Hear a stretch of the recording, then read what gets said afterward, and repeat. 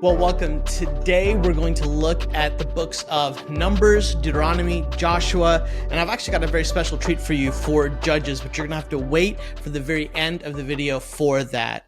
As we work through Numbers and Deuteronomy and Joshua, I kind of want to just give a little bit of an illustration of what's happening here. Really, in these books, we start to get an insight into the story of Israel. We get to see what God promised the people of Israel, what the expectations were the people of Israel was in order to be faithful to the covenant promise that God had made for them, and also the severe consequences that would come from disobedience or neglect of their covenant responsibilities. Now notice, I've used the word covenant multiple times here. The Hebrew word for covenant, berith, it has in mind a contract. You could even really more simply think of covenant as a contract. There is a responsibility for one party and there's a responsibility for another party. Now, here's the thing. The responsibilities for both parties matter. It's important. You have covenant breach or a breaking when one party, one person, or one group of that party, they break the covenant. And this is serious. And so what we find throughout Numbers, Deuteronomy, Joshua, and Judges is that whenever the people of God break covenant, that there are consequences. But here's the thing. Because God, because Yahweh is faithful and just, that he is steadfast and loyal, even in the midst of Israel's unfaithfulness, God, Yahweh, continues to be faithful. So what exactly is happening kind of in these books? Well, one of the thoughts that I had as I was reading through this is we all have family responsibilities. Remember, the theme of our kind of focus is that God is a good dad, and as a good dad, he wants to have his family back together, and the family is torn apart because of sin. And so God, throughout these books, he's helping us see how he plans to put his family back together. Now, if you're part of a family, we kind of all know this, that to be part of a family requires us to also have family responsibilities, roles and responsibilities. And so for me, I grew up in an Indian household. I'm a child of immigrant parents that came from India. And so there's cultural things that were very important for me when I was growing up. Like this was just part of what it meant to be part of the Muddamalle family, the Muddamalle household. So here's one of the things, that we always removed our shoes when we walked into anybody's house. Like this was just a sign of respect. We always referred to anybody who was older than us as auntie or uncle. Again, dignity, high honor, a sign of respect. And at dinner, guests always ate first. There was no and, ifs, or buts. Like if you were a guest at our house, you were always going to eat first, and we would just keep feeding you until you like literally had to physically stop us. Like that was just the thing. Now, you might be like, well, that feels a little foreign to me. Well, there are some other things that I think that we can all associate with when it comes to household chores. So how about this? Like cleaning up after yourself. Like if you use a dish, clean your dish. Or if you're the oldest sibling, looking out for your younger siblings. Or just something very simple like cleaning your room. You see, all of these things are actions that are directly connected to your role that you have that is established inside of a household. So if you're to fail to do any of these things, it might start to feel like it's an individual problem. Very quickly, you realize this is a communal problem. For instance, if your job is to load the dishwasher and your sibling's job is to unload the dishwasher, what happens if you fail to load the dishwasher? Well, your sibling can't unload the dishwasher. If your job is to take out the trash, right, and you have another sibling and their job is to put a new trash bag in and to make sure all the trash is kind of cleaned up inside of the house, well, if you fail to take out the trash, it sets a chain reaction of events that makes it very difficult for other family members to do their job, to do their role, to be faithful in things that they're responsible for. Well, throughout the books of Numbers, Deuteronomy, Joshua, and Judges, we have a family that has household responsibilities. They have expectations that God as a good father has given them. And in light of this, we get to see in narrative form as a story what's taking place, what happens when they're faithful, what are the blessings that are associated with it, what are the consequences that take place when they're not faithful, when they are disobedient. And we see some very specific examples. And as we're reading through it, you're like, ooh, that feels rough. But remember, there's a point to these stories. And the point is to show us that, that God wants to have his family back together. And he is adamant. He is committed to ensuring that really we don't keep screwing it up for ourselves. And so he puts things in place to remind us of this. My grandmother has a saying. She used to say that I remember pretty clearly. She would say to us all the time that our lives are like a newspaper and that everybody is reading it. Our lives are like a newspaper and everybody's reading it. And really what I found is that Numbers, Deuteronomy, Joshua, and Judges is kind of like a newspaper. It's highlighting the story of Israel. It's letting us know where they're faithful, where they're faithless. Also, the ongoing covenant love and loyalty of Yahweh, who consistently remains steadfast, faithful, loyal to his children. And here's the deal. Because God is loving, love requires discipline. So we see both the presence of love and compassion and discipline and consequence. All right, so let's get started. Let's start with Numbers. The title of the book of Numbers is actually just a little bit misleading. The title actually comes from the Septuagint. This is the Hebrew Bible that was translated into Greek. And so the title that we get here is actually drawn from two major censuses that take place in the book of Numbers. Now, the census is important. It's actually really important for our study because it draws back, it puts the families of Israel in full focus for us, which is great.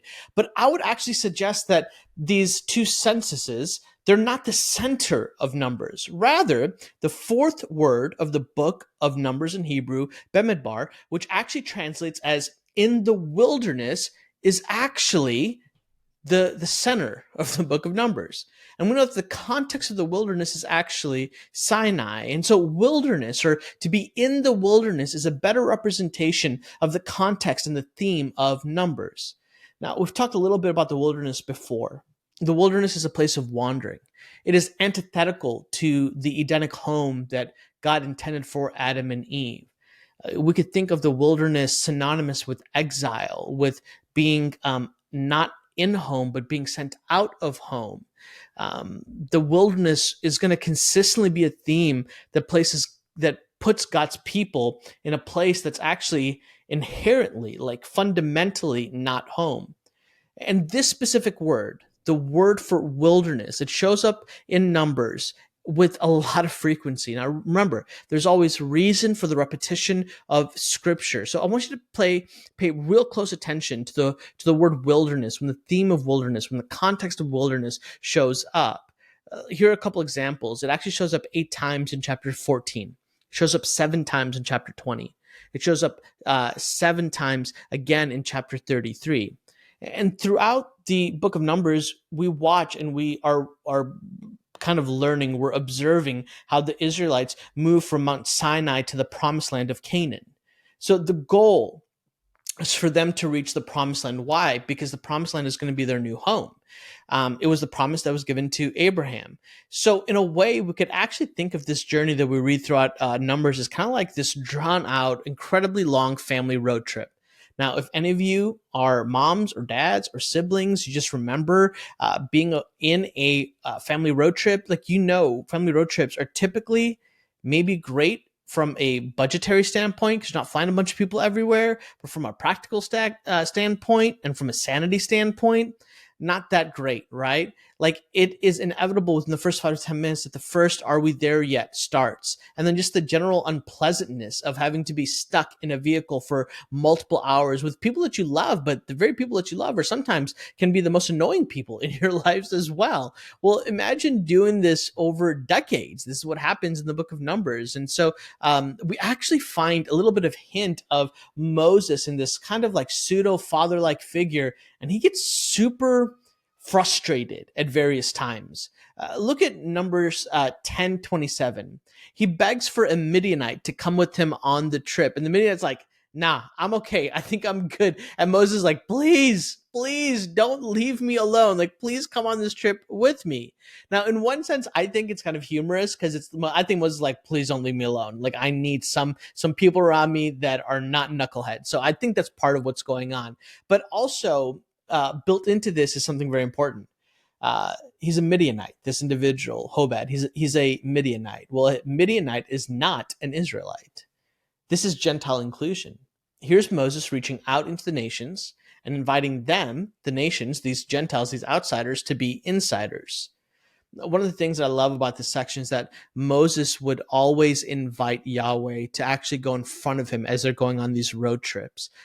In fact, if you looked at Numbers 10, verse 35, it says this, that whenever the ark set out, Moses would say, "Arise, Lord, let your enemies be scattered, and those who hate you flee from your presence." When it came to rest, he would say, "Return, Lord, to the countless thousands of Israel." And so really what Moses would be saying is like, "Arise, O Lord." And then when they would settle for camp, he would request the Lord return back into their midst. He's like, "Return, Lord."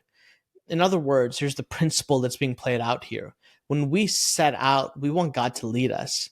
And when we settle down to rest, we want God to be in our midst. And this is just a profound thought that is something that can actually connect specifically to our own lives. I even think about just a very simple, pragmatic thing that you and I can do when we wake up in the morning and we just say like, "Arise, Lord, arise with me, go and lead me, go in front of me." And when we lay down to bed at night, we're just like, "Lord, return to me, like be with me." It's just this simple practice of a consistent reminding of our own hearts, of our own souls, of our own bodies and emotions. Like, hey, we are people who need to be dependent upon God. It's actually this dependence upon God that in Numbers 12:3, we're told an incredibly specific detail about Moses. We're told that Moses was very humble, extremely humble, more so than anyone on the entire face of the earth. And then God says that he speaks directly with God. Like, this is so powerful. I've spent the last 18 months, almost 2 years, studying and writing on the biblical topic of humility in my new book that's out called The Hidden Peace.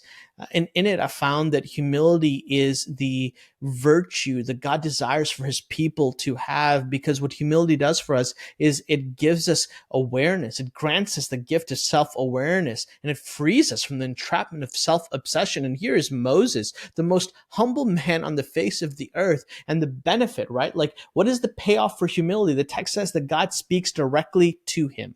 So what's the common denominator here? Humility gives us awareness of God. And when we are aware of God, we are perfectly positioned to hear from God. And y'all, who doesn't want to hear from God?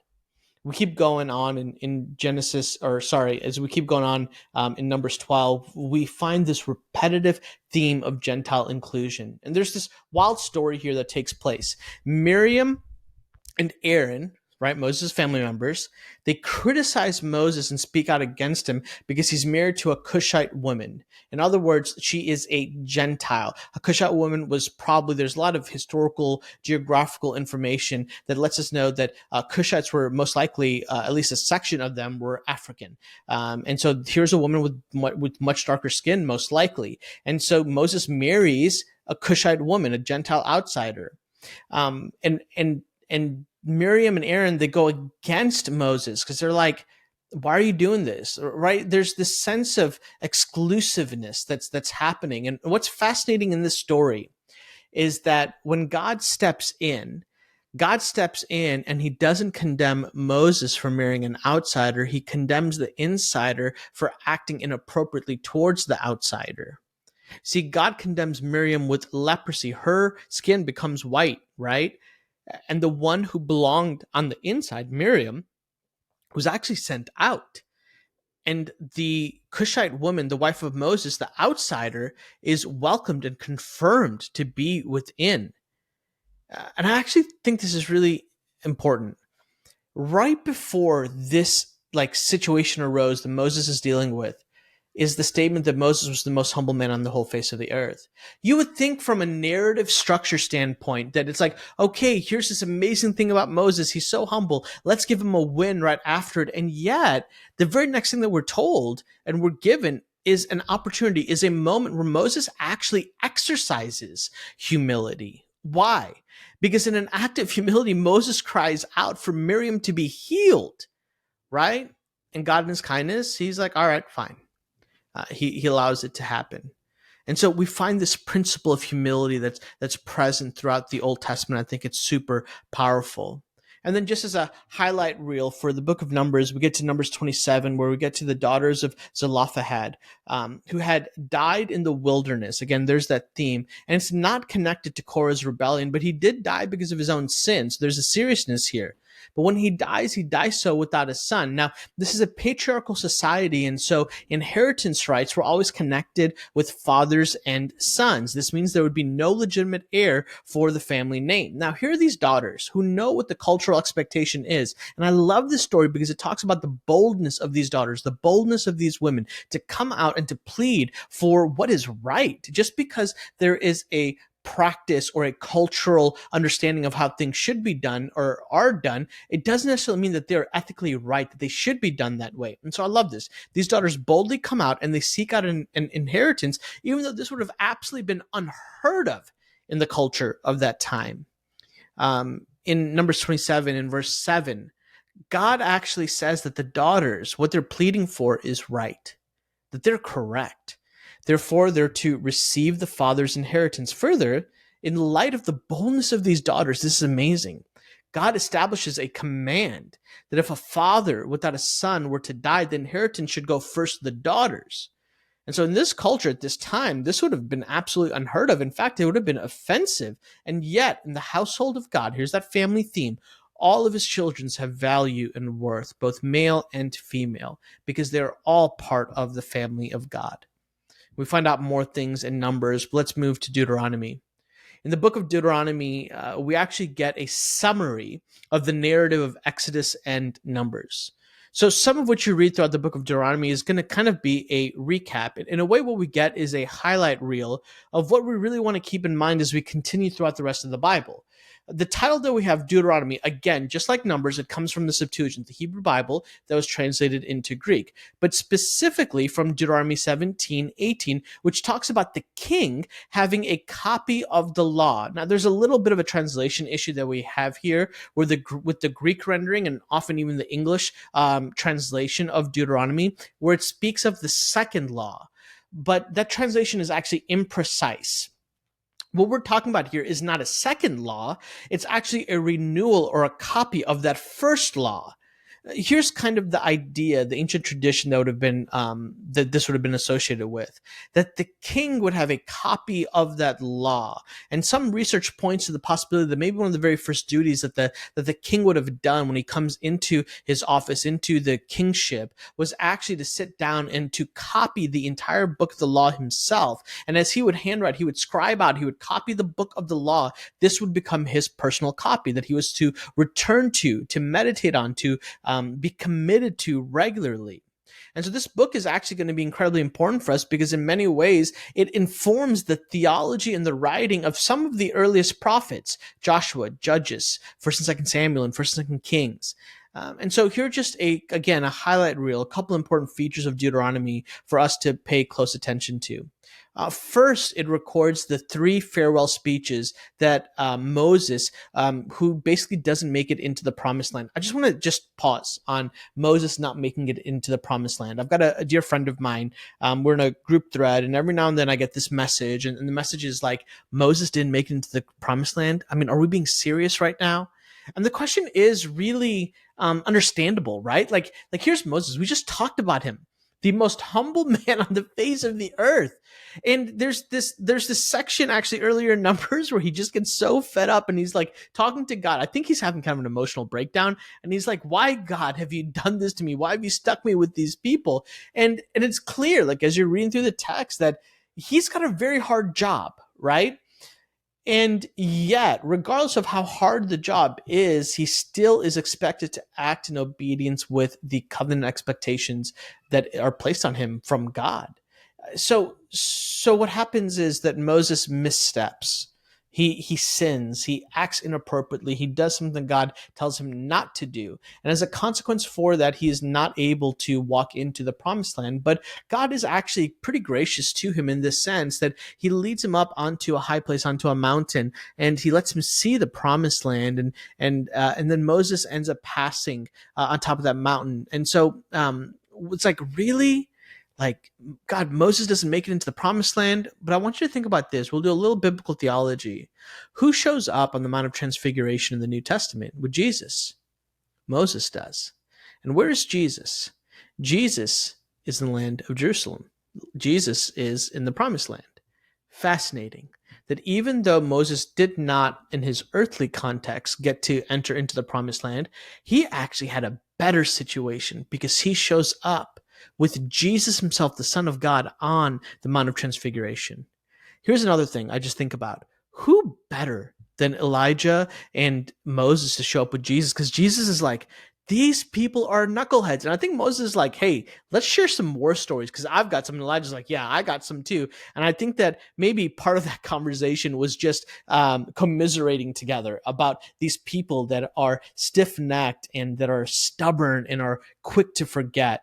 And so, yes, you have throughout the book of Deuteronomy these 3 farewell speeches because Moses didn't make it into the promised land on in that context in his earthly life, but spiritually he actually does make it into the promised land because he shows up with Jesus on the Mount of Transfiguration. So you've got this first thing of what are like the important features of Deuteronomy, these 3 farewell speeches. And then second, the book of Deuteronomy actually expounds on each of the 10 commandments in order. So as you're reading through Deuteronomy, pay attention to the 10 commandments and then notice how Deuteronomy is actually extrapolating, it's actually expounding on, it's developing, it's almost giving us a commentary on each of the 10 commandments. And Deuteronomy is modeled after ancient Near Eastern treaties. So the ancient Near East is the world, the culture, the social setting that the Old Testament takes place in. And what's really important for us to understand is that culture and society and time actually matters. And so there's a lot of that's happening here that we can get better insight into because we're like, oh yeah, in the Mediterranean, in the Mesopotamian world, there were these types of treaties that were common. And so what ends up happening is, in some senses, you're like, oh yeah, this is understandable. This is what the expectation is. But then in other places, you find deviations. You find things that are very specific to the people of Israel that would have never been present in any of the other ancient treaties. In those ways, we get to see how unique the people of Israel were in connection or in relationship to all the nations of the world. And here's one of those unique things. One of the major issues throughout Deuteronomy is that of the false gods of the world. And I want to take some time today to really unpack what my doctoral advisor, Dr. Michael Heiser, who passed away last year, he wrote an incredible book called The Unseen Realm. And he really unpacks this for us. And he refers to this as the Deuteronomy 32 worldview.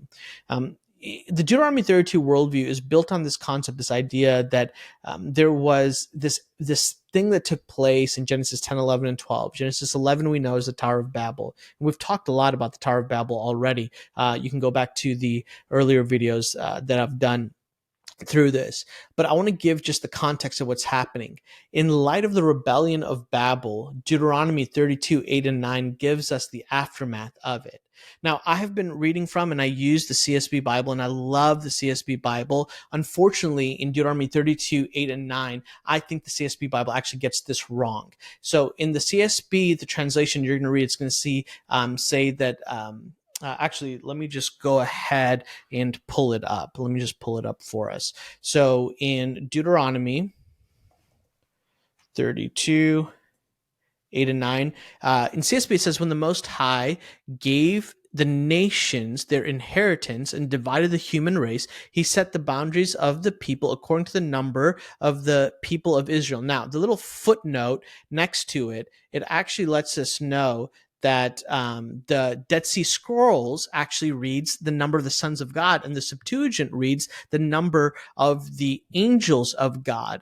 The other major Bible translations, like the ESV, actually flip it, and instead of hiding this in the little footnote, actually make it front and center. And that's how I think it really should be read, because with the finding of the Dead Sea Scrolls and the corroboration of the Septuagint, the proper reading of this is that when the Most High gave the nations their inheritance and divided the human race. Well, when did the human race get divided? This is Genesis chapter 11. He set the boundaries of the peoples. Now, how does he set the boundaries of the people? According to the number of the sons of God. The Hebrew here is Bene Elohim. Well, where else are the sons of God show up? They show up in Psalm 82, where it talks about the judgment scene for these angelic beings. They show up in the book of Job, where it talks about how the sons of God, the morning stars, they were in the very beginning at creation. They're shouting for joy when creation takes place. The sons of God are present in that opening chapter of Job, where God is in a divine council. So the overwhelming majority of the time when the Hebrew phrase Bene Elohim, the sons of God, show up, it's referring to angelic beings, supernatural beings. So it's best read, it's most coherent to be read that same way in Deuteronomy 32, 8, and 9. And then later in Deuteronomy, or earlier in Deuteronomy 4, 19 through 20, we're told the genesis of what the negative thing that happens, the warning of what happens, that these beings that were given stewardship over the nations of the world, so that, remember, after Genesis 11 is Genesis 12, the Abrahamic covenant. So again, where does God grab Abram? God grabs Abram from Ur of the Chaldeans. Where's Ur of the Chaldeans? Ur of the Chaldeans is roughly the Babel area. So from the epicenter of rebellion, God grabs one family and promises that all the families, all the nations of the world are going to be blessed through this one family. And so in the meantime, while God is working out the salvation plan to bring his family back together, he's like, I don't want these families that have been disinherited because of their disobedience to be left unguided, unprotected. So I'm going to put my angelic beings as stewards to guard them, to protect them. But here's the problem. These beings take worship. They take on the worship. They elicit the worship of humanity. They receive glory and honor that they didn't deserve, that was inappropriate. And in so doing, they go into full-on rebellion. This is the context of the gods of the Old Testament.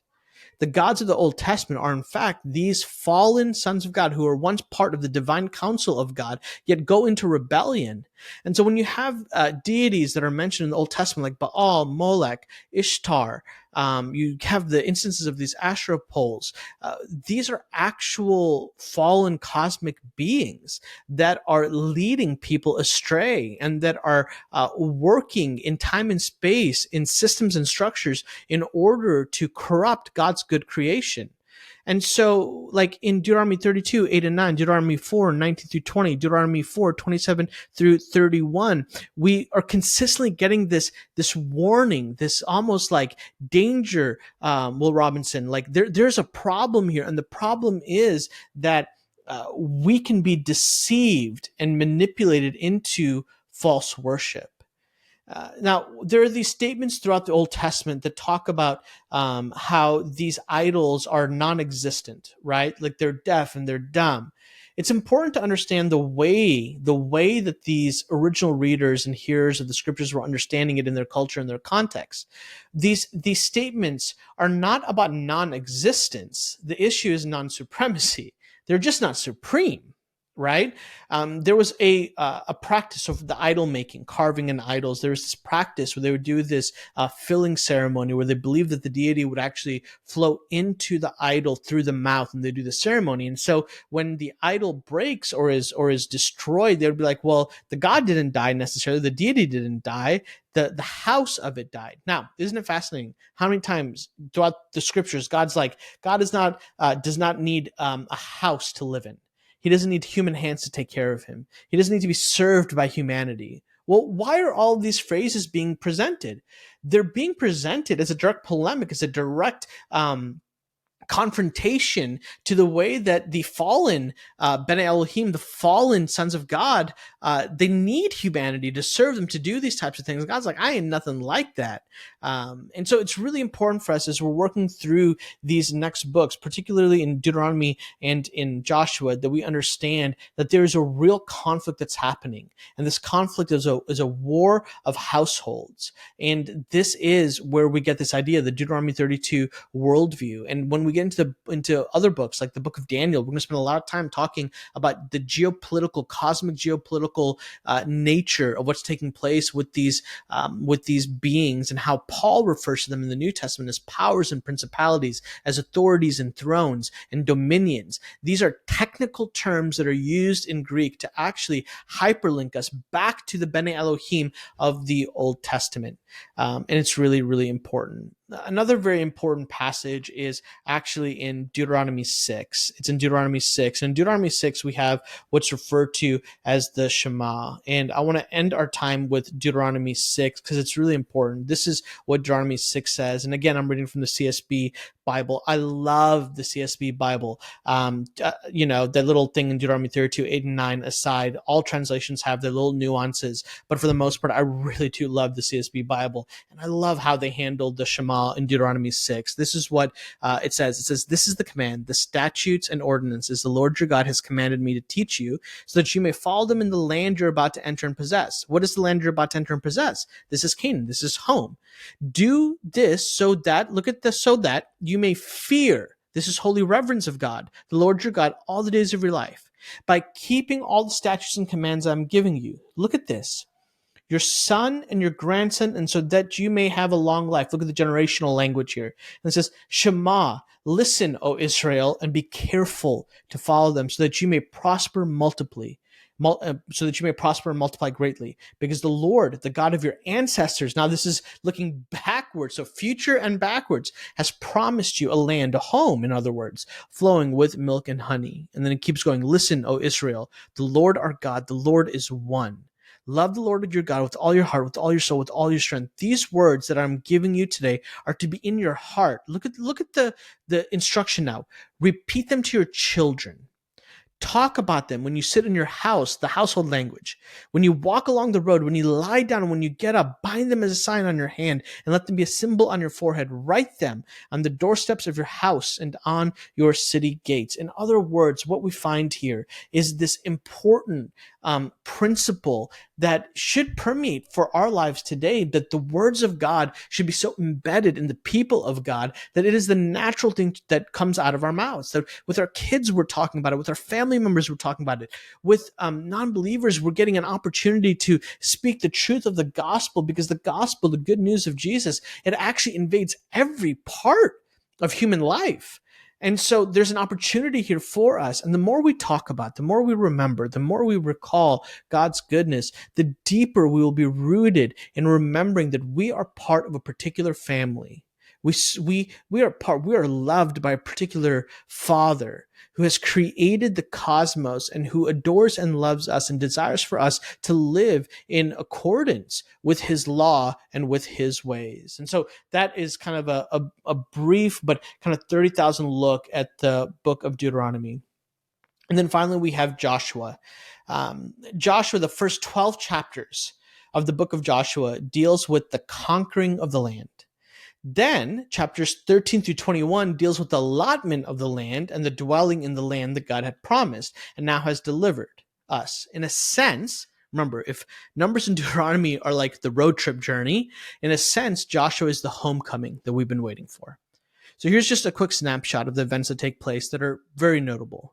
One, Joshua starts with the transition from the death of Moses to Joshua's leadership. Talk about some big shoes to fill. I mean, this is a serious moment. And then in the second one is that Joshua encounters the commander of the Lord's army. Now, who is this? A couple interesting details here: that when Joshua encounters him, he falls down on the ground, that the commander of the Lord's army has his sword drawn, and there are a couple details here. One, never throughout Scripture do we find any regular angelic messenger allowing human worship, at least any messenger that is part of God's household, right? Never do you find that, unless it's these specific situations where it's the angel of God, the angel of the Lord, or the commander of the Lord's army. And in these instances, it's allowed. Why? Who is this supernatural being?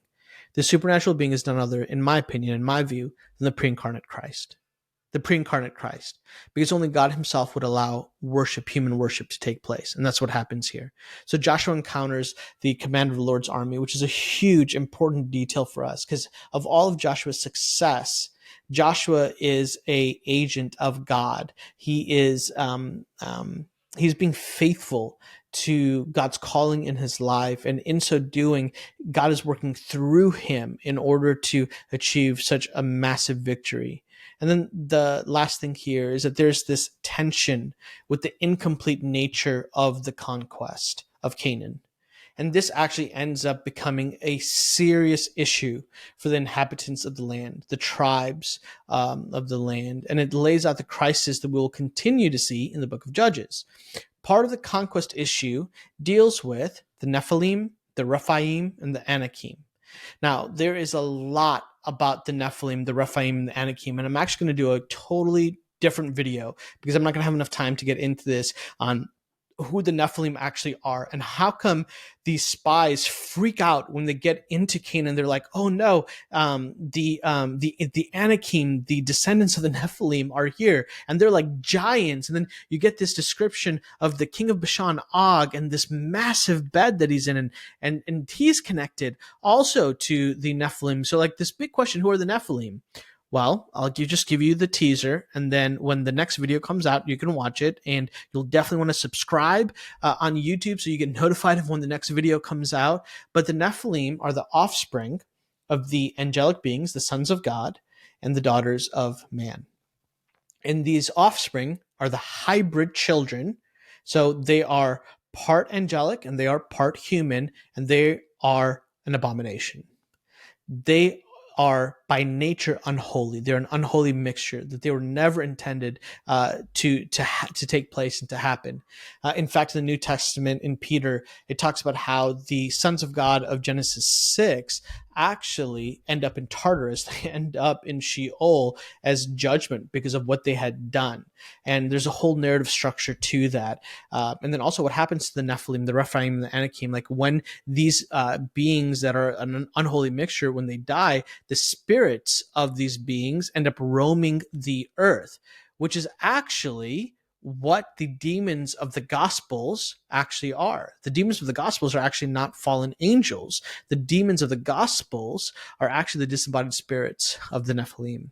And so there's a lot that's taking place there. But again, you want to pay attention to the bonus video where I'll get into way more details about who the Nephilim are. And then finally, we get into the book of Judges. Now, I've got great news for you. I actually wrote and put together a 6-week Bible study through the book of Judges, finding peace through humility throughout the book of Judges. And my publisher, Harper Christian, was super kind, and they actually gave me the very first video that gives the entire overview for the study for free for all of you. And so in the caption and the description underneath, I'm going to link to that first video, and you can actually watch it. And I'll also give you the link to the full Bible study so you can get the actual study book that is 6 weeks. And I think it's a phenomenal, helpful study. And we get into some really important details throughout the book of Judges. And the thing that you have in the book of Judges, is the spiral of sin. The people of God continually spiral. They just are spiraling themselves out of control. And what is hiding in plain sight to get them out of the spiral of sin, what is hiding in plain sight for you and I to get us out of our spiral of sin, is actually the power of humility. Humility gives us an awareness of who God is so that we can know who we are, so we know how to rightly relate to other people. And when we see God and we see him in his fullness, and we see the value that you and I have as image bearers of God, and then we treat others because they are image bearers of God, it will pull us out of sin, selfishness, chaotic, dysfunctional relationships, and it will encourage us to live the life of Christ. And so I think it will be incredibly helpful. I hope this was helpful for you. You can share this video with your friends in order to give them some insights. If you're like, oh gosh, I always wondered what was going on with Numbers and Deuteronomy and Joshua. Well, now you kind of know the big story and the big scheme of things, and you can share this with your friends, and we will see you next time. Thanks for joining.